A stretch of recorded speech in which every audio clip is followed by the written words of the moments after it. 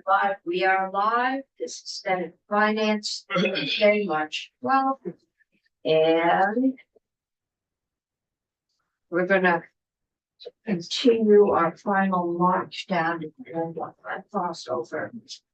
The first bill we have is 274, which is an act relating to the sales and use tax exemption for fuel used in a residence for domestic use. And we haven't taken this one up for non-domestic. For domestic use, okay. So anyway, we did walk through this, I believe, and Jake is here. Yeah. I think we wanted to find out, my understanding is that right now, residential buildings, fuel delivered to them are not charged a sales tax. If you are a commercial building, you are charged a sales tax. This would say residential buildings that are not primary residents, I gather. Well, the question would be, so we're looking at, can you do this? You know, would this be an easy thing? Would it be in the tax department's area a good thing to do? I don't know who's going to speak to this, but it maybe could be to Jake. I'm just kind of curious, are there other examples that we have individual market operators having to identify the delivery of any goods or services and then determine taxability based on that? It's a common practice. I'm trying to think of examples. Okay, we'd like Jake come up. What if you would like to talk, we'll be glad to hear from you. Okay. Me first? Or if you think it would be better to do somebody else first, what? I mean, mine's pretty quick and simple. I thought it might be. Yeah. Okay. It's nice. You like that. But Name on it. oh, good call. Yeah. That's before mine. I think the power that's there. I just. I swear. Finance committee best. I can make them I'd take one of those. Yeah. next year. Big star. Big dollar sign. Oh, I got paid for it. No, big dollar sign. Oh, what payment? Big dollar signs to you. After I You finish know, the tax. spending cap, I will. Not gracious of her, just making sure. Okay, let's see what we've got. Okay, Jake Feldman, Tax Department. And I got a pretty short presentation here that's also posted under my name. And I'm gonna walk you through it. So my understanding of the proposal is basically to try to hook on to the future classification that people are working on for not non-homestead residential, it's called. But it's basically like second homes and short-term rentals. So the idea, as I understand it, is to pull back on the sales tax exemption when you deliver fuel to those dwellings. And it would take effect in the future year, I forget, up by 29 or 30. Gonna talk about a few challenges with that concept. So as we're, have we flagged in this committee and elsewhere, like how do you handle mixed use properties? That's a tricky part of the classification conversation. Ways and Means, as Joe's just up there, they're working through that. But it's even trickier here. This pretty red house is on Liberty Street. It's where I used to live. And I used to live in the second floor, kind of to the right above the apple tree in the Adirondack share, nice apartment. I'm glad that I had it as my long-term rental at the time, but right now it's a short-term rental. There are two long-term rentals in the building, the top floor and that outer second floor apartment are long-term. And then, currently the owner of the property is living on the first floor, so I think it's their homestead. But when I lived there, heat was included. There were no separate heat accounts. If I went down to the basement a few times, I think there was just one or two oil tanks, and it was just for the whole building. So that is maybe my most important point. When the fuel dealer shows up with the fuel and they start filling the tank, how in the world would they pull back the sales tax from the heat just going to the short-term rental apartment? It's impossible. Because all the heat is coming from one tank, all the oil is coming from one tank. And even if there were 4 separate tanks, and there aren't, but even if there were, would they have to fill one, fill another, and then know, okay, I'm filling the third one, and this is for that short-term rental apartment, so I'm gonna restart my meter and start charging sales tax. So logistically, it's just super impossible. And so there are a lot of cases like that where you could have either a building like where I used to live with mixed use, or you could have, you could have a bike shop on the first floor and a short-term rental on the second floor and a long-term rental on the top floor. So you would need some way to handle that. I don't know what that would be. You have more. So I'm thinking of like track service or internet service. Is there any other example where we require companies to determine the tax status of the parcel that they serve in their services? I'm just wondering if this is completely out of step with anything else we do. Not that I know of, not tax status. I mean, this is like a offshoot of what we do now for fuel. For fuel now, if you deliver to a residential property, it's exempt. And if you deliver to a commercial property, it's taxed. What do we do now with the downtown? Our shop is on the first floor and there's a bunch of apartments on the second and third floor. I assume those have separate tanks or they're paying the commercial sales tax. Well, they're rentals, so they're all commercial, right? It's been a few weeks since I looked at this. I think in that case, it's like based on like primary use of the building. Okay. And I can't remember exactly how I mean, the only other time we do something with kerosene and farm equipment, or something's died and something isn't died. Right. Based on its use, and I thought it was kerosene. But is it kerosene? Pardon? And diesel. And diesel. Yes. So it's died so that whoever's pumping it knows what it is or where it's supposed to be going. Yep. And sometimes those apartments, especially the smaller short-term rental ones, may be heated with a gas heater, maybe heated with an electric space heater on the wall. You wouldn't know unless everyone had to register and the dealer had to keep accounts. All right. Right, and I think it would apply to electricity and gas too, as I remember.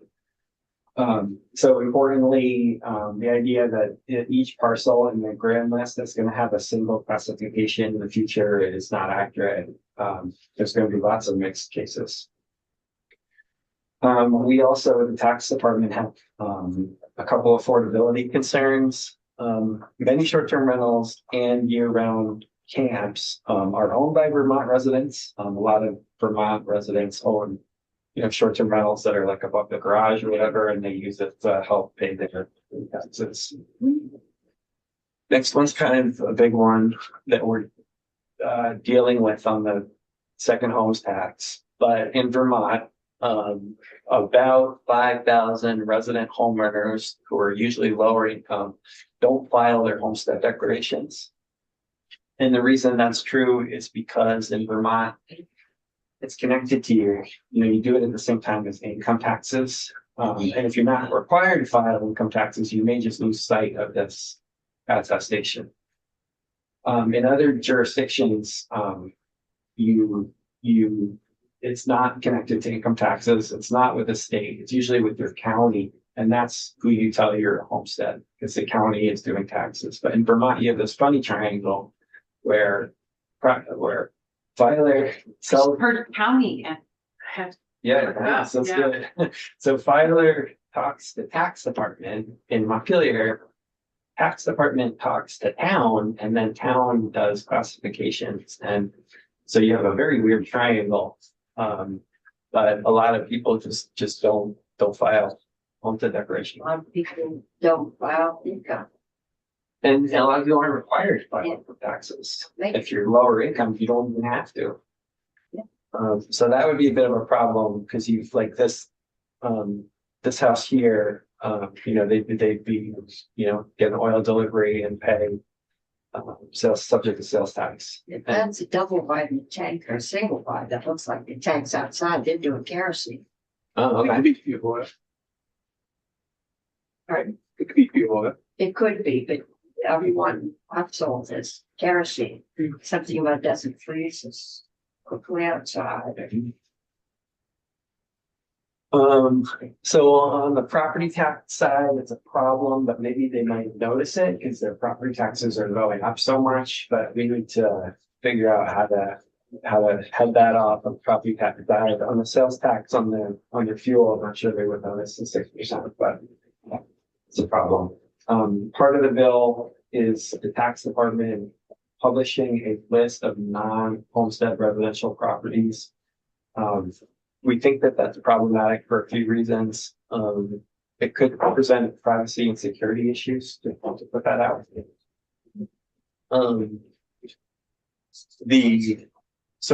The way we track addresses in the grand list is a bit funny. We have the address of the owner for like billing purposes. And we have something that's called E911 address at the end of the grand list.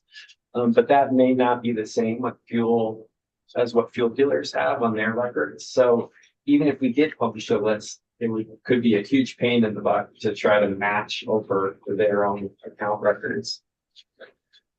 And then finally, the use of a property can and does definitely change through a year. And there's never a point in time where you can get an accurate snapshot of it. So it's hard to bill somebody for a year based on a use that you think is the use, but it's all changing. And if you try to use the use from the prior year, that presents a whole bunch of different issues because the use could have changed since then. So that's our main feedback on that proposal. So it would be difficult at best. Difficult at best, yes. Okay. But not impossible. Do we have any questions for Jake at this point?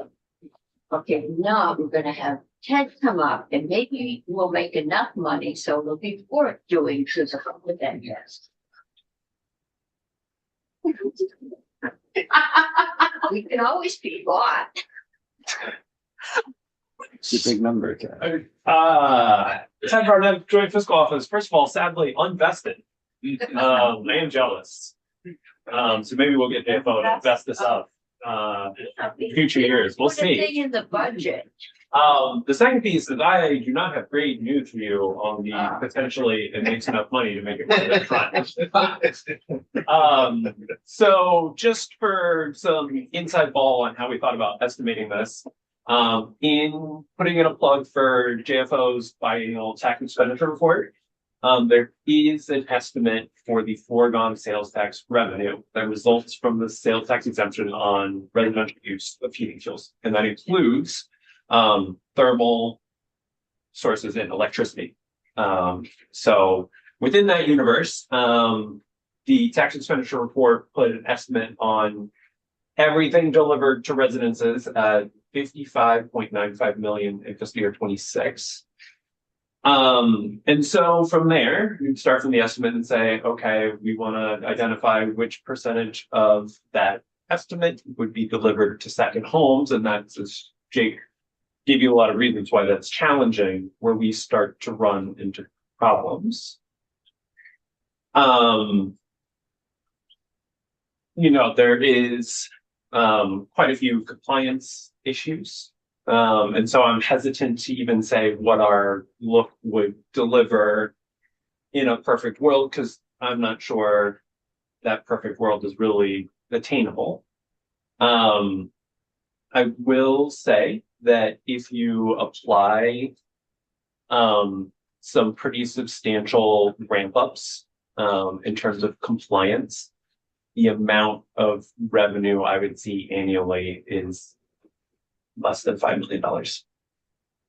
And that's considered, that's even applying what the economists use for their ramp up of the cloud software as a service kind of ramp up, which was identifying the market, but we weren't sure how folks were going to, and that's a pretty straightforward compliance tax administration. And this is much different from that. So saying that I'm happy in a JFO perspective to say that maybe the juice is not quite worth the squeeze. Okay, Wait, Yeah. what, you said 5 million? Less than, it's absolutely less. and that doesn't take out any administrative costs. That's- I don't know, 5 million's real money. I thought you were gonna say like 250,000. 5 million is real money. I mean, I would be careful on the juice squeeze thing. Which Depends on in what this you- building. This is, I will Right, say, this year, $5 million is a Yeah. lot of money. yes. So this, I will say, yes, maybe being a bit too glib. But that is applying an adjustment to the overall number for a tax type that has far fewer compliance issues.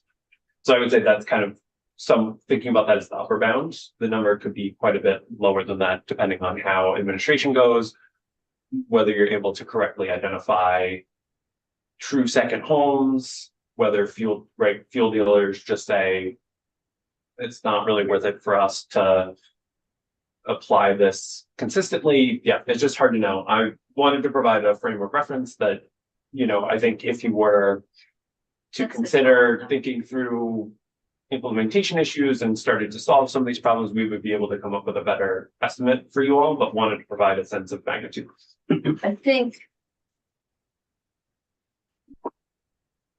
at least the second homes are going to take a significant hit, we think, more than $5 million.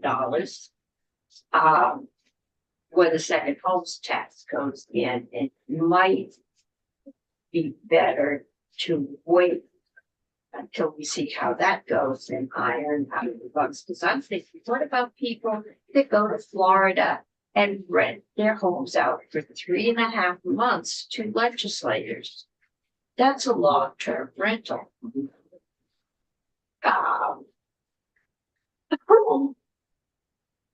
So, and maybe that's their second home. And they're only here 5 months and 29 days.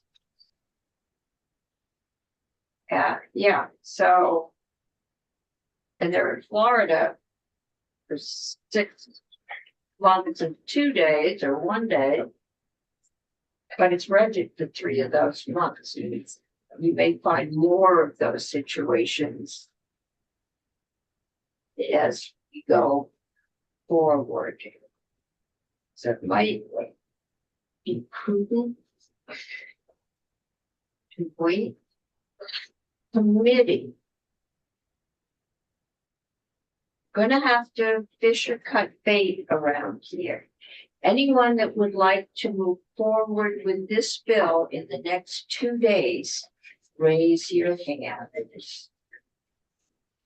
I would say that what you just said about waiting until we work through some of it, but it does potentially have potential.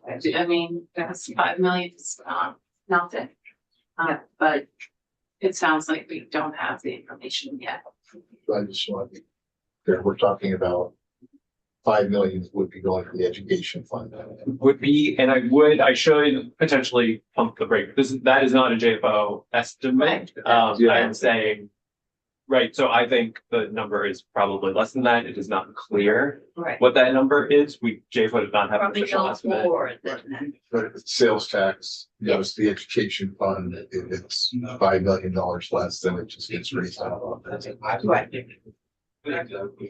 Up to. Okay, I am not any enthusiasm.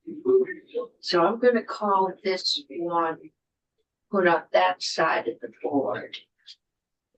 The ones in the middle are the ones we're still working on. We are supposed to be getting a list prior to Tuesday. Of bills that we think are headed our way next week, so we can start scheduling. But I'm gonna pick this on a little ahead of time to 282. And this is an act relating to increasing taxes on hires and not earners and creating the school construction aid special fund. It is not here yet. So maybe we will stand at ease. Are we gonna talk about I think both Senator Chitman. Yeah, I know, yes, I was gonna let Patrick crunch some numbers from our last meeting. Okay, So I'm gonna have him go, okay, and then I'm gonna take both okay. sets of amendments. And we're gonna be doing a lot of straw poll. The one that I think Charlotte just got it and you're copied on it, but it does have one thing that I was still trying to tweak and work out, so it wasn't. Okay. Or maybe so, we'll see. I can talk about that when I. Is Senator Buick with us or not? She is on Zoom. We had this problem this morning. We don't see her. And all of a sudden a voice would come out of the clouds. I'm here. You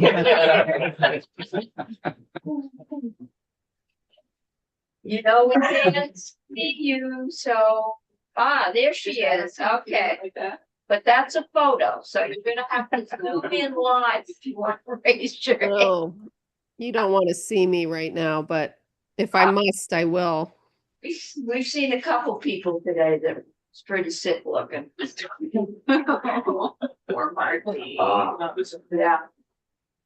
Joe Mazza Alton. It's not looking well this morning. She was zooming in. Are we still live? We are still live. We're waiting for Patrick, Okay. Great. but we could go offline 5 minutes. Would you like